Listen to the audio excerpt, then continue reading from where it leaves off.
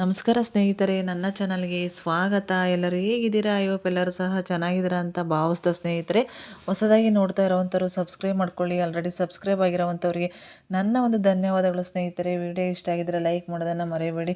ತುಂಬಾ ದಿನ ಆಯಿತು ಅಂತಲೇ ಹೇಳ್ಬೋದು ಒಂದು ಲಾಂಗ್ ವಿಡಿಯೋವನ್ನು ಹಾಕಿಬಿಟ್ಟು. ದಯವಿಟ್ಟು ಕ್ಷಮೆ ಇರಲಿ. ಇತ್ತೀಚೆಗಂತೂ ವೀಡಿಯೋಸ್ನೇ ಶೇರ್ ಮಾಡೋದಕ್ಕೆ ಆಗ್ತಾಯಿಲ್ಲ, ದಯವಿಟ್ಟು ಕ್ಷಮೆ ಇರಲಿ ಸ್ನೇಹಿತರೆ. ಇವತ್ತಿನ ವಿಡಿಯೋ ಬಂದುಬಿಟ್ಟು ಒಂದು ಬಾರ್ಲಿ ಅಕ್ಕಿಯಿಂದ ಒಂದು ಗಂಜಿಯನ್ನು ಯಾವ ರೀತಿ ಮಾಡೋದು, ಹಾಗೆಯೇ ಇದರಿಂದ ಏನೆಲ್ಲ ಒಂದು ಬೆನಿಫಿಟ್ಸ್ ಇದೆ ನಮಗೆ ಅನ್ನೋದನ್ನು ನೋಡೋಣ ಬನ್ನಿ. ಅದಕ್ಕಾಗಿ ಏನೆಲ್ಲ ತೊಗೊಂಡಿದ್ದೀನಿ ಅಂತಂದು ಹೇಳ್ಬಿಟ್ಟು ನೋಡೋಣ ಸ್ನೇಹಿತರೆ. ಬಾರ್ಲಿ ಅಕ್ಕಿಯನ್ನು ನಾನು ನೋಡಿ, ಬಾರ್ಲಿ ಅಕ್ಕಿ ಅಂತೂ ಎಲ್ಲರಿಗೂ ಸಹ ಗೊತ್ತಿದ್ದೇ ಇರುತ್ತೆ. ಇದರ ಒಂದು ಉಪಯೋಗ ಅಂತೂ ತುಂಬಾ ಇದೆ ಅಂತಲೇ ಹೇಳ್ಬೋದು. ನೋಡಿ, ಬಾರ್ಲಿ ಅಕ್ಕಿ ಈ ರೀತಿಯಾಗಿರುತ್ತೆ.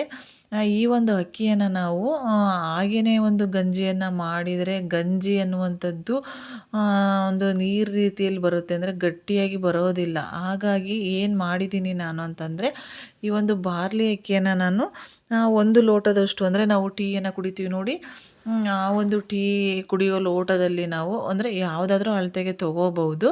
ನಾನು ಚಿಕ್ಕ ಲೋಟವನ್ನು ತೊಗೊಂಡಿದ್ದೆ. ಆ ಒಂದು ಚಿಕ್ಕ ಲೋಟದಲ್ಲಿ ಬಾರ್ಲಿ ಅಕ್ಕಿನ ತೊಗೊಂಡು ಅದಕ್ಕೆ ಒಂದು 5ರಿಂದ 6 ಚಮಚದಷ್ಟು ಜೀರಿಗೆಯನ್ನು ಹಾಕಿಬಿಟ್ಟು ನಾನು ಈ ರೀತಿಯಾಗಿ ಒಂದು ತರಿಯಾಗಿ ಒಂದು ಏನು ಹೇಳ್ತೀವಿ ಪೌಡರನ್ನು ಮಾಡ್ಕೊಂಡಿದ್ದೀನಿ. ನಾನು ಮಿಕ್ಸಿ ಜಾರ್ನಲ್ಲಿ ಪೌಡರ್ನ ಮಾಡ್ಕೊಂಡಿದ್ದೀನಿ ನೋಡಿ, ಈ ರೀತಿ ತರಿಯಾಗಿ ಪೌಡರ್ನ ಮಾಡ್ಕೊಂಡಿದ್ದೀನಿ. ಈ ರೀತಿಯಲ್ಲಿ ಪೌಡರ್ನ ಮಾಡಿಕೊಂಡು ನಾವು ಒಂದು ಗಂಜಿಯನ್ನು ಮಾಡಿದರೆ, ಗಂಜಿ ಎನ್ನುವಂಥದ್ದು ತಿಕ್ಕಾಗಿ ಚೆನ್ನಾಗೇ ಒಂದು ಬರುತ್ತೆ. ಆಮೇಲೆ ಇದರ ಬೆನಿಫಿಟ್ಸ್ ಎಲ್ಲನೂ ಸಹ ಅದರಲ್ಲಿ ಇರುತ್ತೆ ಅಂತ ಹೇಳ್ಬೋದು. ಅದಕ್ಕೆ ನೋಡಿ, ರುಚಿಗೆ ತಕ್ಕಷ್ಟು ಬೆಲ್ಲ, ಒಂದು ಚಿಕ್ಕ ಲೋಟದಲ್ಲಿ ಒಂದು 1/4 ಕಪ್ನಷ್ಟು ಹಾಲನ್ನು ತೊಗೊಂಡಿದ್ದೀನಿ ನಾನು. ಇಷ್ಟೇ. ಇದಕ್ಕೆ ಬೇಕಂದರೆ ಫ್ಲೇವರಿಗೆ ಏಲಕ್ಕಿಯನ್ನು ಸಹ ಒಂದು 2-3 ಚಿಕ್ಕ ಚಿಕ್ಕ ಏನು ಬೀಜಗಳಿರ್ತಾವೆ ನೋಡಿ, ಅದನ್ನು ಒಂದು 2-3 ಏಲಕ್ಕಿಯನ್ನು ತೊಗೋಬಹುದು ಬೇಕಾದರೆ, ಆಪ್ಷನಲ್ ಅದು. ಏಲಕ್ಕಿಯಿಂದನೂ ಹಲವಾರು ನಮಗೆ ಹೆಲ್ತ್ ಬೆನಿಫಿಟ್ಸ್ ಇದೆ, ಅದನ್ನು ಸಹ ಯೂಸ್ ಮಾಡ್ಬೋದು. ಇಲ್ಲ ಅಂದರೆ ಸ್ಕಿಪ್ ಮಾಡ್ಬೋದು. ಇಲ್ಲಾಂದರೆ ಮಿಕ್ಸಿ ಮಾಡುವಾಗಲೂ ಸಹ ಒಂದು ಏಲಕ್ಕಿಯನ್ನು ನಾವು ಮಿಕ್ಸಿ ಈ ರೀತಿ ಪೌಡರ್ನ ಮಾಡುವಾಗೂ ಸಹ ಯೂಸ್ ಮಾಡ್ಬೋದು ನಾವು ಏಲಕ್ಕಿಯನ್ನು. ನೋಡಿ, ಒಂದು ಲೋಟದಷ್ಟು ನೀರನ್ನು, ಅಂದರೆ ಒಂದು 3/4 ಲೋಟದಷ್ಟು ನೀರನ್ನು ತೊಗೊಂಡು ದೊಡ್ಡ ಲೋಟದಲ್ಲಿ, ಅದಕ್ಕೆ ನಾನು ಈ ರೀತಿ 1.5 ಸ್ಪೂನಿಂದ 2 ಸ್ಪೂನ್ ಈ ಒಂದು ಪೌಡರ್ನ ಸೇರಿಸ್ತಾ ಇದ್ದೀನಿ. ಸೊ ಈ ಒಂದು ಬಾರ್ಲಿ ಅಕ್ಕಿ ಅಂತೂ ಇತ್ತೀಚೆಗಂತೂ ಈಗ ಇನ್ಮೇಲೆ ಇನ್ನೇನು ಬೇಸಿಗೆ ಶುರುವಾಗ್ತಾ ಇದೆ.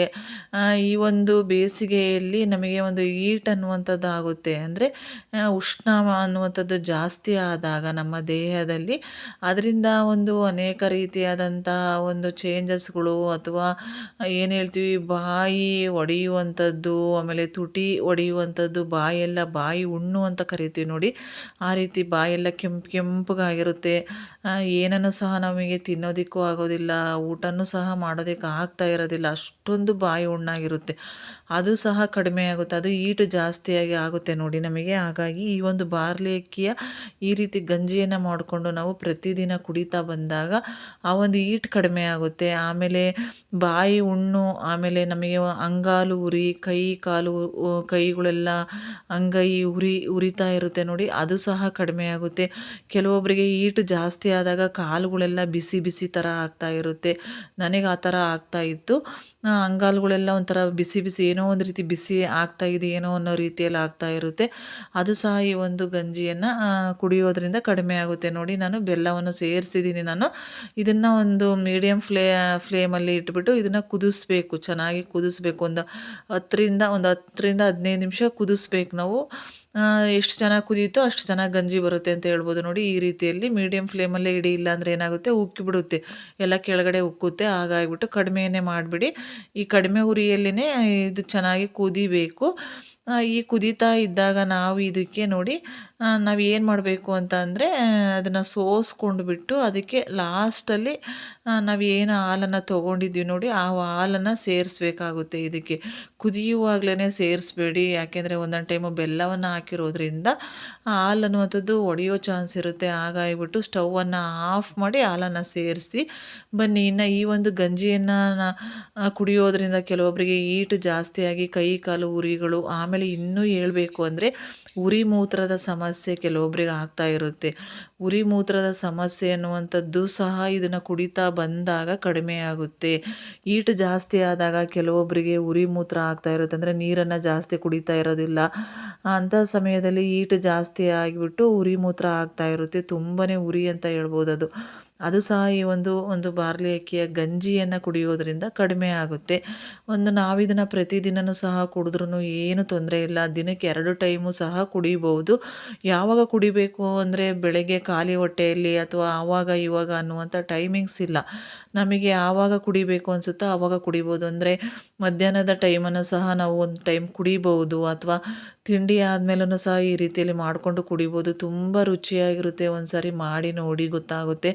ಬೆಲ್ಲವನ್ನು ಸೇರಿಸಿರೋದ್ರಿಂದ, ಹಾಲನ್ನು ಸೇರಿಸಿರೋದ್ರಿಂದ ಒಂದು ರೀತಿಯಲ್ಲಿ ಪಾಯಸನ ನಾವು ಯಾವ ರೀತಿ ಕುಡಿತೀವಿ ನೋಡಿ ಆ ಒಂದು ಟೇಸ್ಟ್ ಕೊಡುತ್ತೆ ಅಂತ ಹೇಳ್ಬೋದು ಈ ಒಂದು ಬಾರ್ಲಿ ಗಂಜಿ.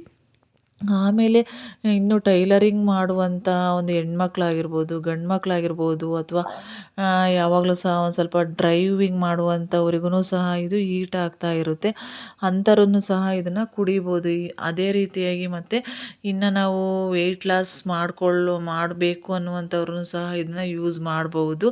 ಈ ಒಂದು ಬಾರ್ಲಿ ಅಕ್ಕಿಯ ಗಂಜಿಯನ್ನು ಕುಡಿಯೋದ್ರಿಂದ ನಮ್ಮ ದೇಹದಲ್ಲಿರುವಂಥ ಒಂದು ಕೊಲೆಸ್ಟ್ರಾಲ್ ಅನ್ನುವಂಥದ್ದು ಕಡಿಮೆ ಆಗುತ್ತೆ.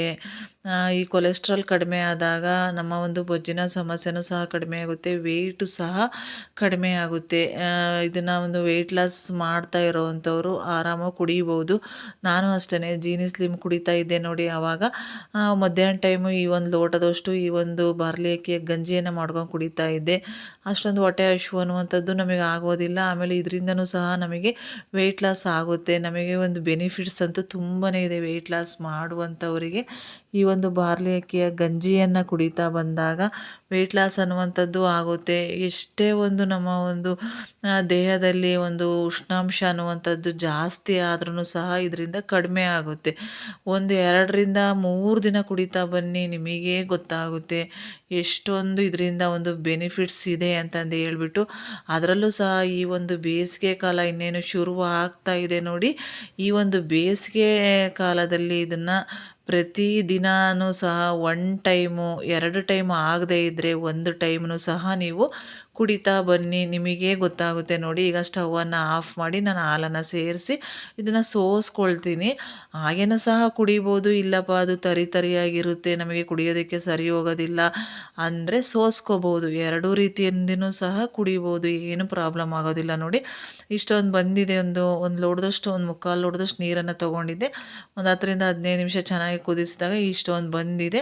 ಇದನ್ನು ಒಂದು ಸ್ವಲ್ಪ ಬಿಸಿ ಜಾಸ್ತಿ ಬಿಸಿ ಅಲ್ಲ, ಇದನ್ನ ಮಾಡಿಟ್ಟು ಒಂದು 5 ನಿಮಿಷ ಆದಮೇಲೆ ಕುಡೀರಿ. ತುಂಬ ಚೆನ್ನಾಗಿ ಟೇಸ್ಟ್ ಆಗಿರುತ್ತೆ. ಒಂದು ಸ್ವಲ್ಪ ಬಿಸಿ ಕಡಿಮೆ ಆದಮೇಲೆ ಕುಡೀರಿ. ತೀರಾ ತಣ್ಣಂದು ಸಹ ಕುಡಿಯೋದು ಬೇಡ, ಬಿಸಿದೇ ಕುಡಿತಾ ಬಂದಾಗ ಟೇಸ್ಟು ಸಹ ಚೆನ್ನಾಗಿರುತ್ತೆ. ಹಾಗೆಯೇ ಹೆಲ್ತಿಗೂ ಸಹ ತುಂಬಾ ಒಳ್ಳೆಯದು. ಒಂದು ಸಾರಿ ಟ್ರೈ ಮಾಡಿ ಸ್ನೇಹಿತರೆ ಅಂತ ಹೇಳ್ತಾ, ನಾನು ಅಷ್ಟೇ ಪ್ರತಿದಿನವೂ ಸಹ ಕುಡಿತೀನಿ ಇದನ್ನು.